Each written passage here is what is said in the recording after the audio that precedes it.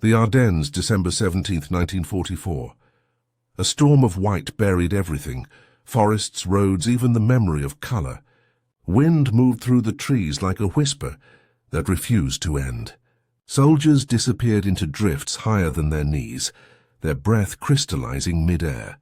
Trucks lay dead on the roadside, engines locked solid beneath sheets of ice. Men struck matches with trembling fingers and cursed the wind that stole their flame. To the German High Command, it was perfect. The snow that blinded Allied spotters had become their camouflage. The cold that froze men alive had become their ally. It was a landscape designed for conquest, beautiful, merciless, absolute.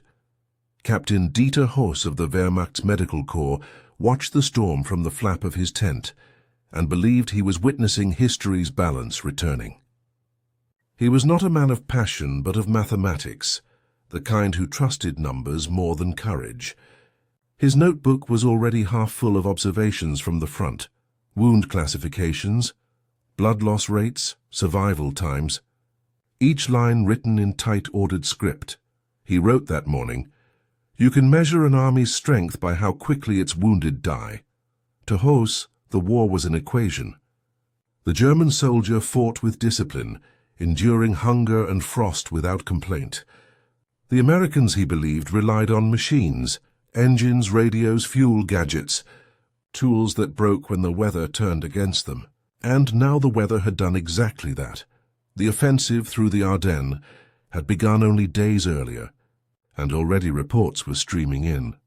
Allied convoys trapped in snowdrifts, supply lines collapsing, medics losing men faster than they could tag their bodies. Hoss studied every dispatch with quiet satisfaction. He opened a new page and wrote, "Blood supply insufficient, storage fragile, field containers unsuited for sub-zero conditions. Recommend increased morale monitoring of enemy." Outside, the sound of artillery echoed faintly, muffled by snow. It reminded him of thunder underwater, distant, slow, harmless. He closed his journal and stepped into the white glare. All around, soldiers were tightening straps, adjusting scarves, loading trucks with ammunition wrapped in canvas. Frost clung to their helmets like glass. Hoss admired their efficiency. Order survived even here. He walked between the vehicles, his boots crunching on the frozen ground, and stopped beside a wounded private leaning against a post. The boy's lips were blue, his breath shallow. A medic was trying to keep him awake with gentle slaps to the face. "How long since the wound?" Hoss asked. 4 hours, sir," the medic answered, teeth chattering. "Shrapnel in the thigh." "Lost much blood?" Hoss knelt and pulled back the blanket. The dressing was soaked, the bandage rigid with ice. He pressed 2 fingers against the boy's neck. "Faint. Where is his transfusion?" Hoss asked. "Glass bottle froze, sir. Shattered near the fire." Hoss sighed. "Then he won't last another hour. Mark the time and move him aside. Save your efforts for the one still warm." He stood, brushing the frost from his gloves. The medic nodded weakly, resigned. The boy's eyes fluttered open once more, catching Hoss's before closing for good. The captain didn't flinch. Death was a ledger entry, not a tragedy. He had written hundreds of them before. By midday, his tent smelled of antiseptic, diesel, and cold meat. His pen scratched steadily across the paper as the snow thickened outside. He wrote, "Enemy casualties in northern sector escalating. Severe frostbite observed among Allied infantry. Reports confirm improper medical adaptation to temperature. Their technology fails where endurance succeeds." He paused to warm his hands over a candle stub and smiled faintly. Victory, he thought, would not come from grand offensives or sweeping maneuvers. It would come from attrition, from letting nature finish the work artillery began. Through the evening haze, he watched stretcher-bearers struggle through knee-deep drifts, carrying shapes wrapped in blankets. In the ruined church nearby, its roof blown away, an American medical team worked under the open sky. Hoss could see them through binoculars, small figures moving frantically around lanterns, their shadows long and frantic on the snow. He noted how they handled their wounded, quick, improvising, chaotic. Their medics crouched beside soldiers shivering on makeshift tables, pouring steaming water over glass bottles, trying to thaw the frozen blood inside. The heat cracked the containers. The liquid spilled onto the ground, dark and useless. Hose lowered the binoculars and turned to his assistant. "Observe their chaos," he said quietly. "They have abundance but no discipline. Science without patience. Machines without mastery." The assistant nodded, saying nothing. Hose smiled slightly. "They will lose more to their own blood than to our bullets." He returned to his journal and began his next entry with precision. American field medics lack resilience. Blood storage ineffective. Improvised heating leads to waste. Predicted mortality increase by 30%. Night fell early. The forest turned silver under the moon. Fires flickered behind shattered walls, faint as candlelight in a tomb. The captain sat alone at his desk, listening to the wind tear at the canvas. The cold made the ink sluggish, forcing him to press harder. Each word felt carved rather than written. "The Americans have machines," he concluded in his final note, "but they bleed like children." He folded the pages, sealed them with wax, and stamped them with the eagle of the Reich. Somewhere in the dark, the sound of boots on frozen earth echoed like distant drums. He blew out the candle and allowed himself the comfort of certainty. To him, the war was almost over. To him, winter was already German, but only miles away, under the same blizzard. Another tent was fighting the same enemy, not with rifles or orders, but with what little warmth still existed in human hands. Inside that tent, beneath a flickering lantern and the moans of men slipping into silence, a nurse named Lieutenant Clara Daniels pressed her palms against a soldier's chest and whispered words no report would ever record. The cold would not win, not tonight, and while Hos slept, satisfied that the world obeyed the old rules of suffering, she was about to break them. Within weeks, his charts would crumble. His calculations would fail. His phrase, "They bleed like children," would come back to haunt him as wounded Americans rose from their stretchers and returned to battle with veins still carrying the warmth she refused to let die. He didn't know her name. He didn't even know she existed, but she was already changing the math of war. And before the snow melted, Captain Dieter Hoss would learn the hardest lesson any man of science can face, that sometimes a single act of mercy rewrites the entire logic of destruction. Near Luxembourg, the war had frozen into stillness. The roads were buried beneath sheets of ice, the air so sharp it cut the lungs. In a clearing surrounded by shattered trees stood a collection of canvas tents half buried in snow, the remains of a field hospital that refused to die. Inside, the temperature was scarcely better than outside. Every breath turned white. Every movement was stiff with exhaustion. Lieutenant Clara Daniels hadn't slept for 30 hours. Her uniform had turned into armor, made of dried blood and frozen fabric. The lamps gave off more smoke than light. She moved between the rows of wounded with mechanical precision, her body obeying long after her mind had gone numb. The smell was unbearable. Metal, rot, smoke, and antiseptic layered over fear. Groans merged with the wind that slipped through holes in the canvas. Somewhere outside, artillery pulsed like a heartbeat in the sky, distant but constant. 12 men had died since morning, none from direct wounds, all from the same invisible enemy, cold. The frost didn't just claim flesh, it killed time. Blood thickened before it reached their veins. Supplies froze before they reached the tent. Hope froze before it reached the heart. Clara stood over the next stretcher, a boy no older than 20.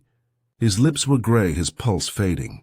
A medic beside her held a bottle of blood between gloved hands, turning it toward the heater as if praying to it.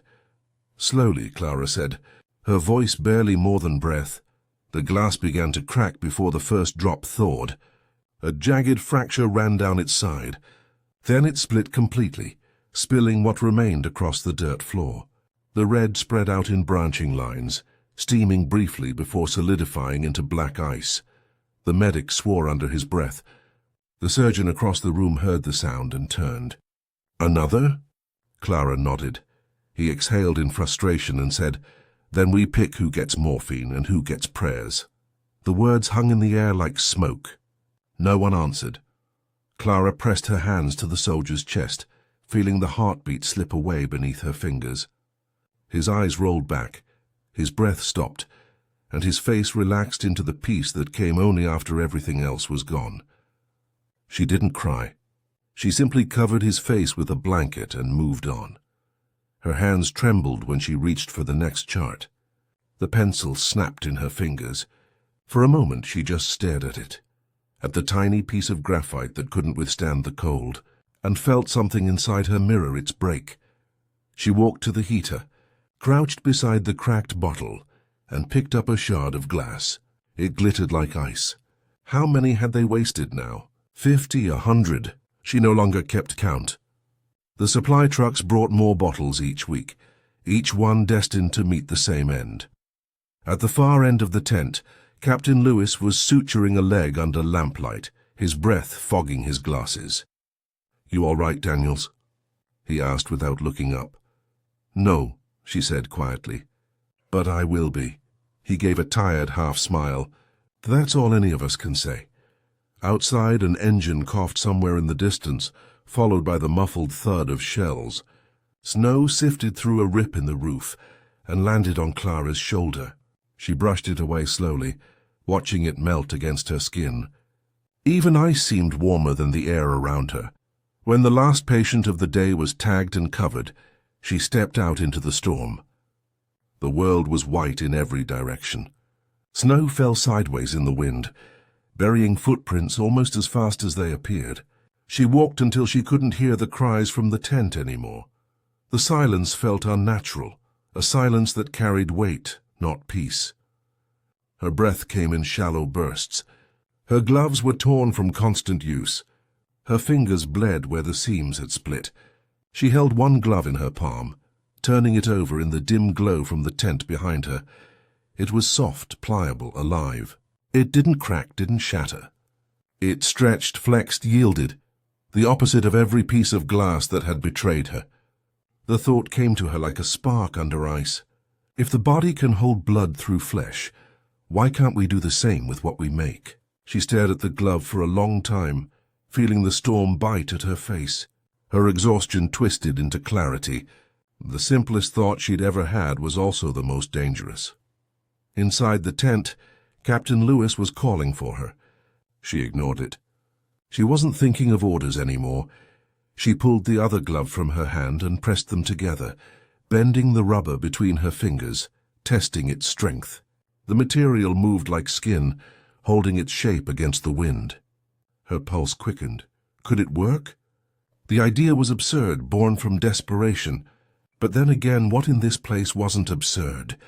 Every man she treated was a testament to impossible survival. Maybe the only way forward was through the kind of madness that still believed life could outsmart death. She turned back toward the tent, snow clinging to her hair. The canvas glowed faintly from inside, an amber heartbeat against the dark. For the first time in weeks, she felt the faint tug of purpose, something small but alive beneath the ice that had swallowed everything else. When she stepped back through the flap, the smell of ether and fuel returned, thick and sour. Captain Lewis was still working, his hands steady despite the shaking table. "You were gone a while," he muttered. "I needed air," she replied. "There's none left to breathe," he said without humor. Clara didn't answer. She went to the supply shelf and stared at the rows of empty bottles, the broken fragments glinting under the light. How fragile the whole system was, how foolishly fragile.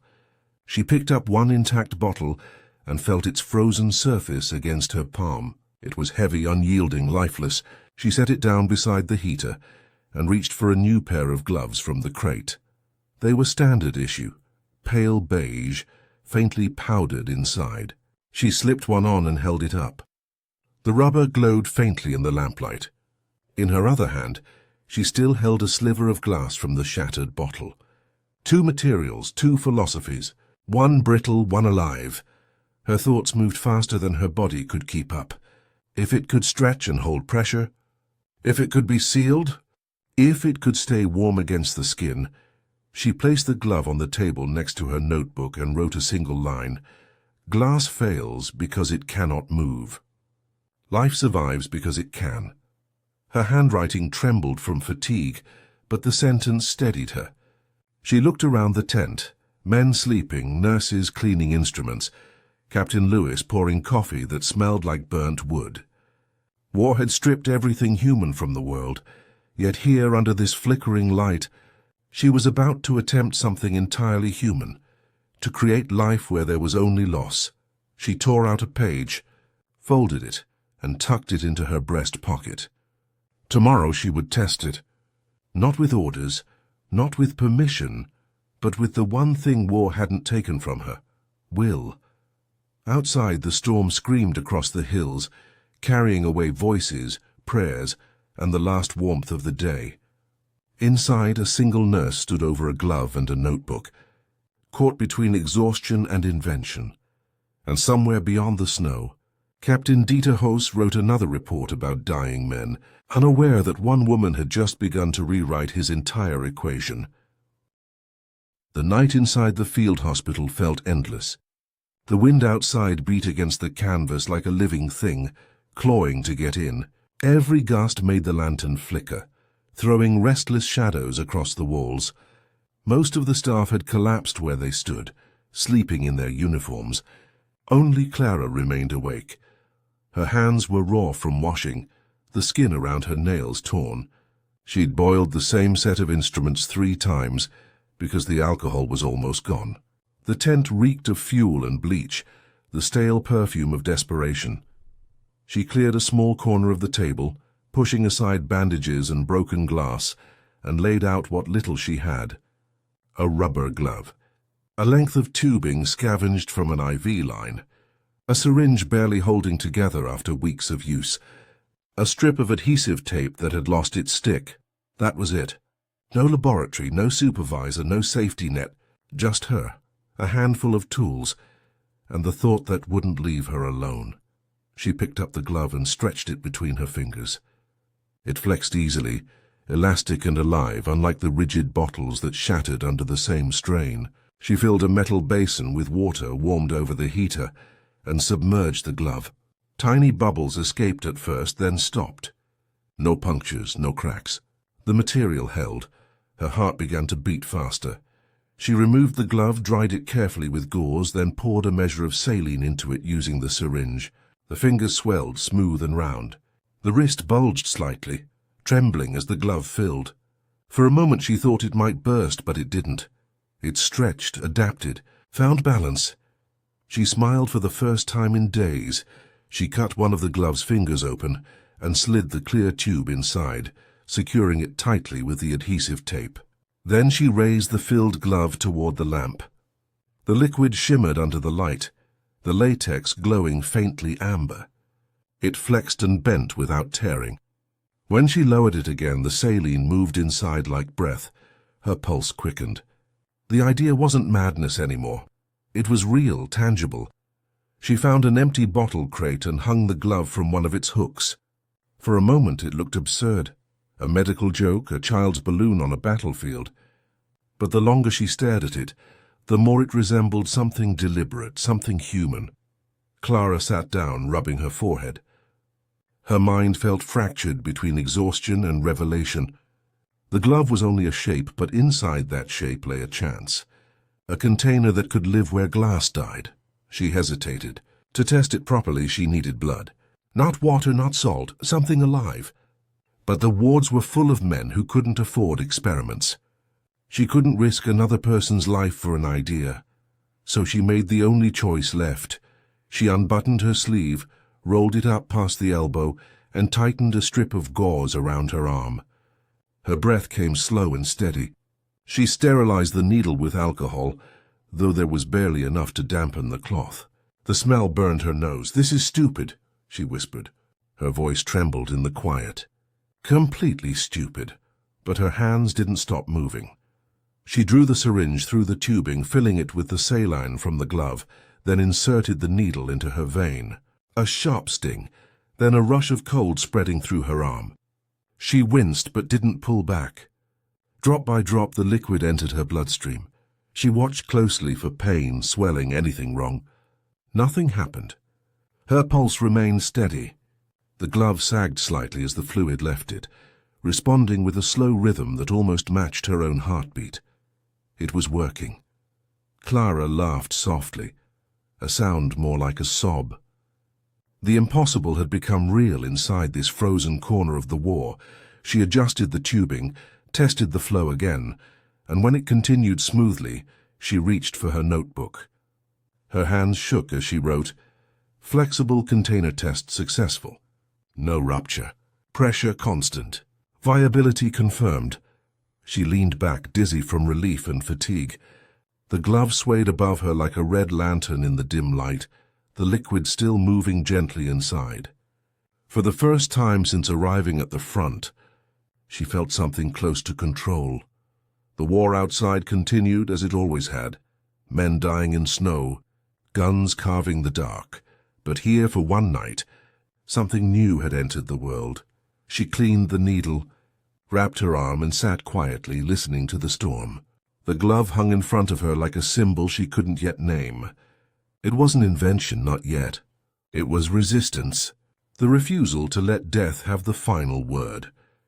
An hour later, Captain Lewis entered the tent. His face was drawn, his eyes heavy from lack of sleep. "You're still awake," he said, glancing around. "You need rest." Clara turned toward him, startled.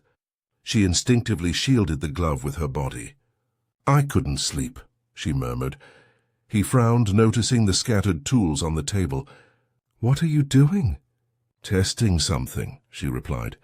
He stepped closer, curiosity overcoming fatigue. His gaze fell on the glove. "Is that blood?" "Saline," she corrected quickly. He shook his head. "You're working with scraps, Daniels. Go to bed before you collapse." "I'm fine." He sighed and rubbed his eyes. "You won't win a war with tape and wishful thinking?" "Maybe not," she said softly. "But I might keep someone alive." Lewis didn't answer. He studied her for a moment longer, then turned away. "Get 2 hours of sleep," he said as he left. "That's an order." When he was gone, she let out a breath she hadn't realized she was holding. She turned back to the glove, her creation still swaying gently from the hook. Its surface reflected the light like skin. It looked fragile, but she knew better now. Fragile things could still hold power. She reached up and touched it with one finger. The material was cool and smooth. It responded to her touch with the faintest movement, as if it understood. She wrote one last note before extinguishing the lamp. "Tomorrow. Real test. If it fails, no one will know. If it works, no one will believe it." She set the notebook beside her cot and lay down fully clothed. The wind moaned through the cracks, shaking the tent until the ropes creaked.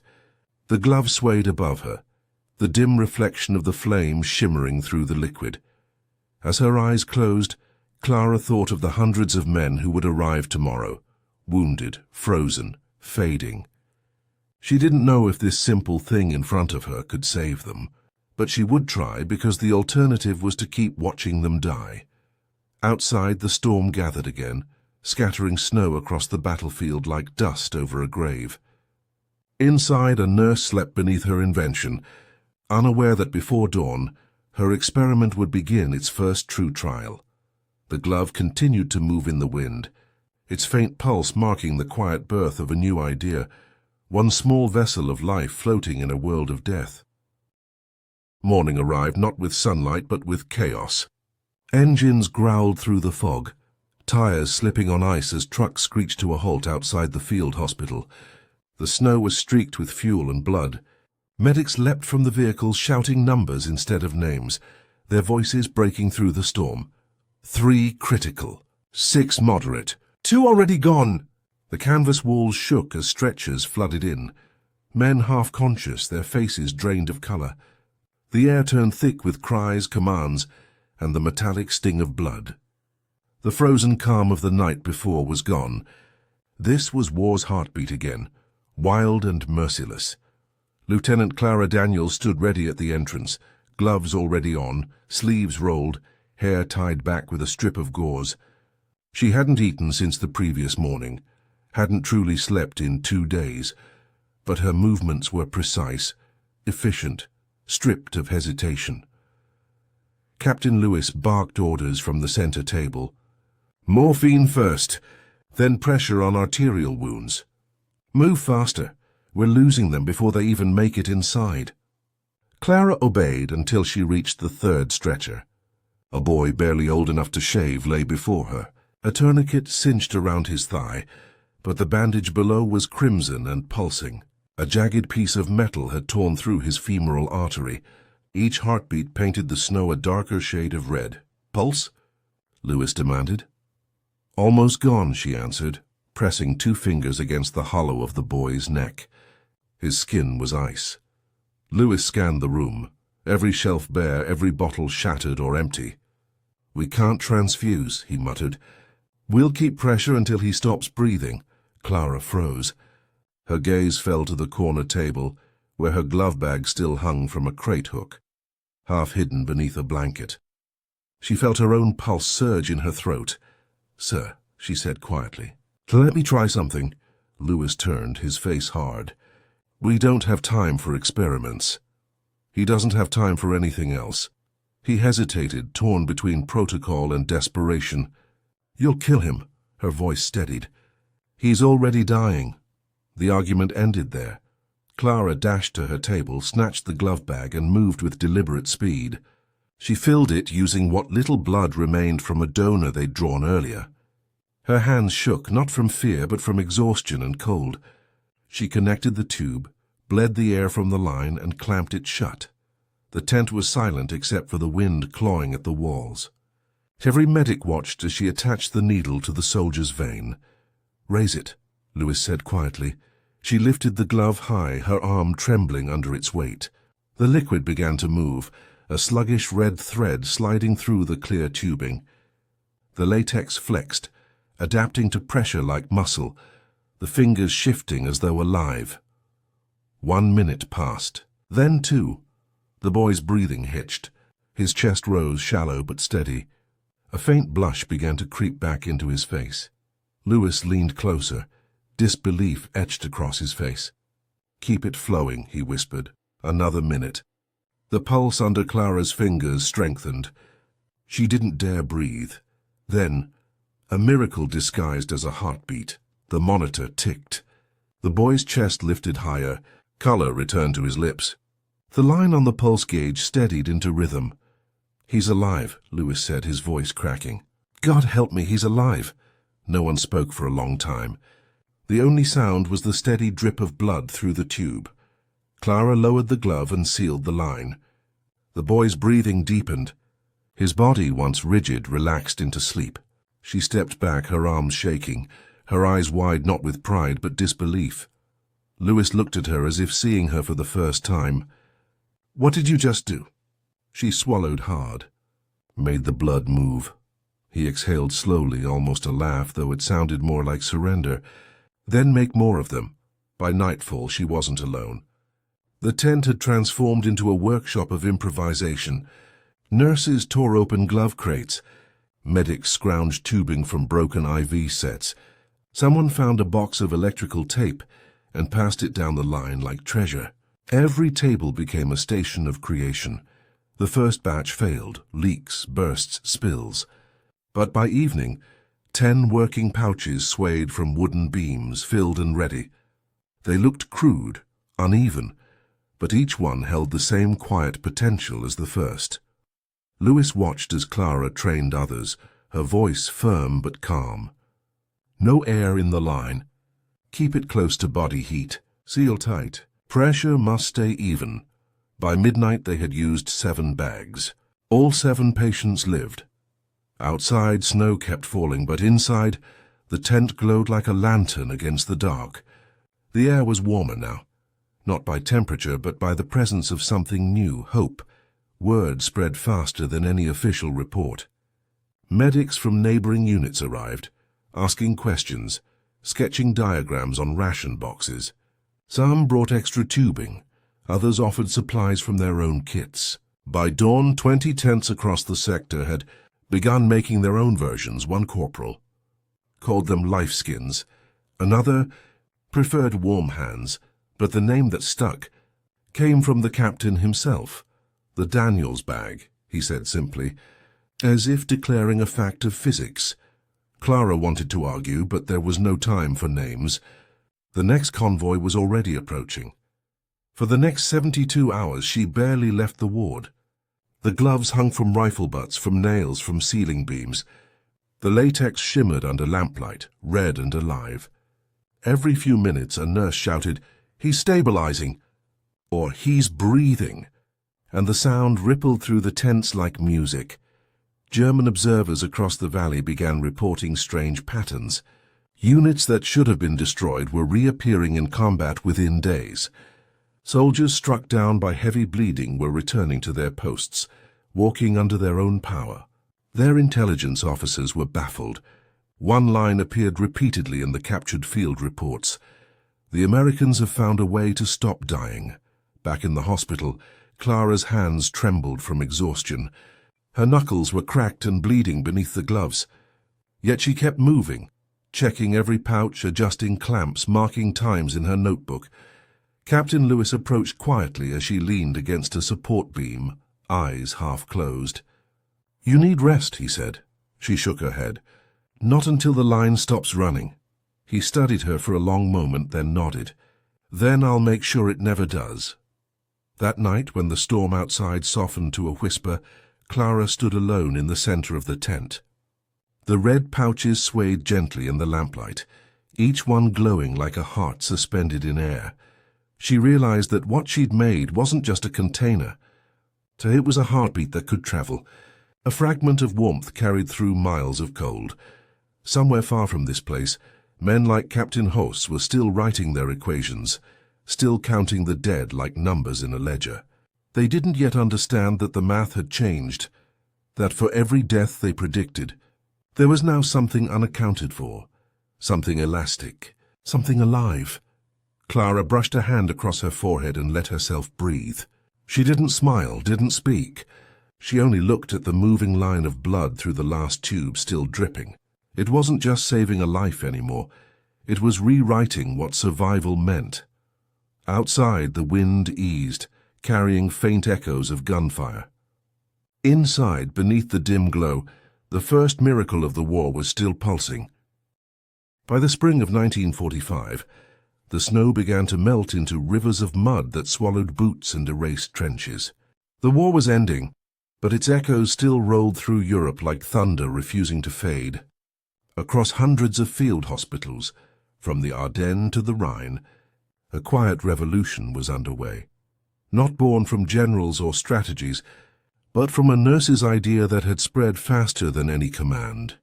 Everywhere the Allies advanced, you could find the same sight, rows of rubber pouches swaying gently under hanging lamps, the liquid inside glowing deep red like living hearts suspended in air.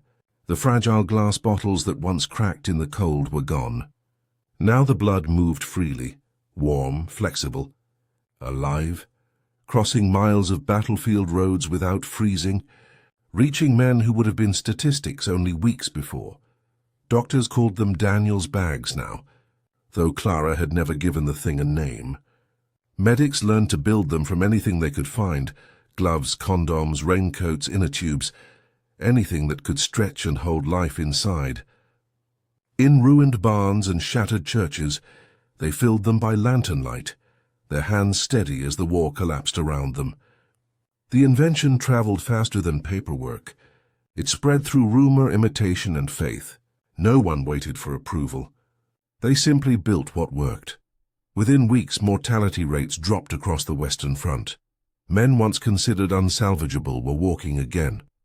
In Germany's medical reports, officers began writing in disbelief. The Americans have developed an organic blood container, field adaptable, virtually unbreakable. Captain Dieter Hoss himself received one such file. He read the line twice, his lips tightening. No calculation in his notebooks could account for it. His earlier conclusion, they bleed like children, had turned to ash. By May, the Reich had fallen. The world exhaled. The snow that had promised death had melted into spring. And in a quiet hospital near Luxembourg, Clara packed her few belongings into a canvas satchel. Her hands were scarred from months of use. Her fingers had lost feeling from the constant cold. Around her, the medics she'd trained continued their work, as if the war hadn't noticed the mending. She didn't stay for the parades. She didn't wait for recognition. She simply boarded a truck heading west. She returned to Kansas in the summer of 1945, to a land where the wind smelled of wheat instead of smoke.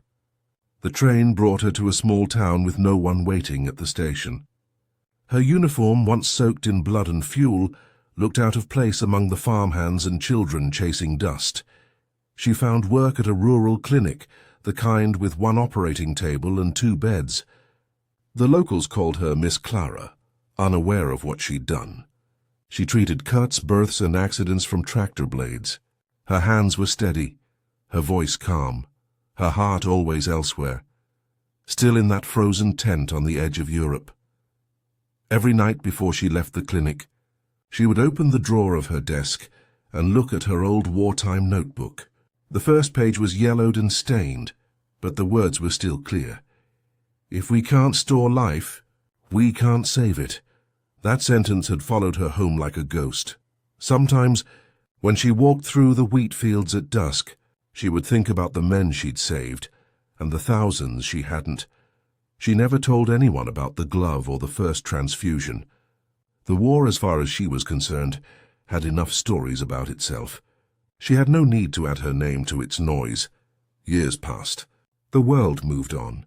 Hospitals modernized. Factories began producing official versions of her idea, made of thicker latex and sterile tubing.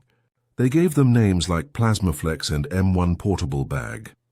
Her original glove design was long forgotten, absorbed by the machinery of progress. But every time Clara handled one of those new blood bags, she recognized its heartbeat, the same rhythm that had once hung above a dying boy's stretcher in a Belgian tent. She would trace her fingers over the surface and feel a warmth that had nothing to do with temperature.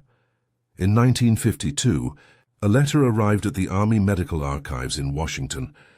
D.C. The envelope was marked with a foreign stamp and written in careful, slanted handwriting. The sender's name, Dieter Hoss, inside, was a short note addressed to no one in particular. "I once believed victory was measured by the number of men who died," it read. "But I was wrong. You won because you learned to save life faster than we learned to take it." The archivist filed it under Miscellaneous Correspondence, Post-War Reflections. No one connected it to Clara. That same year, a journalist writing about wartime medical innovation published a feature titled "The Invention That Saved 20,000 Lives." It credited a research team in London for developing the flexible transfusion pouch. There was no mention of the nurse, who had tested it on herself in a snowbound. Clara read the article once, folded it, and tucked it inside her notebook. Her reaction wasn't anger, just a kind of gentle resignation. History always found the loudest names first. She continued working at the clinic until her eyesight began to fade. On her final day, she packed her uniform into a small trunk and placed the notebook on top. The cover was cracked, the ink inside fading, but the first line still seemed as alive as ever. She closed the lid and turned the key, sealing it away. Decades later, in a military museum in Maryland, a curator opened a crate of forgotten wartime relics. Inside were rusted scalpels, ration tins, and a small discolored rubber pouch with a metal clip. The tag attached read, "Field blood container, origin unknown." They placed it behind glass under a single light. Visitors passed by without knowing what they were looking at. Just another artifact among thousands. But the pouch had held something more enduring than blood. It had held an idea. Even now, under the glare of the museum lamp, the rubber still held its shape. The faint wrinkles along its surface looked like veins. If you stood close enough, you could almost believe it was breathing. Beneath the display, the caption remained simple. Experimental Field Transfusion Unit, circa 1944. Source unidentified. No one knew it was born from desperation in a frozen hospital, created by a woman who refused to let another life slip away into silence. And yet, across the world her legacy endured quietly. In every operating room, in every ambulance, in every battlefield clinic, a soft red pouch swayed beneath the lights, carrying warmth where there was once only death, a heartbeat preserved through invention, a life stored in movement, a miracle that never needed a name. And if you listen closely, beneath the steady drip of modern transfusions, you can almost hear it, the faint echo of that winter storm, and the sound of a single nurse defying it. She never sought glory. She never claimed discovery. But every drop of blood that flows through a bag today carries her defiance. It remembers her without needing to know her name, because some legacies are not written in books. They survive in pulse, in motion, in every life that refuses to end.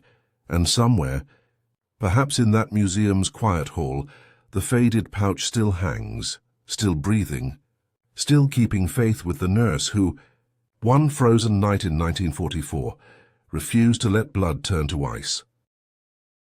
History remembers battles and generals, but stories like Clara's remind us who really kept the world alive. If you believe more people should know the forgotten heroes of this war, share this story, and tell me what you felt in the comments below. And if you want to journey deeper into the untold human side of World War II, subscribe to WW2 Front Tales, and help keep these stories alive for generations to come.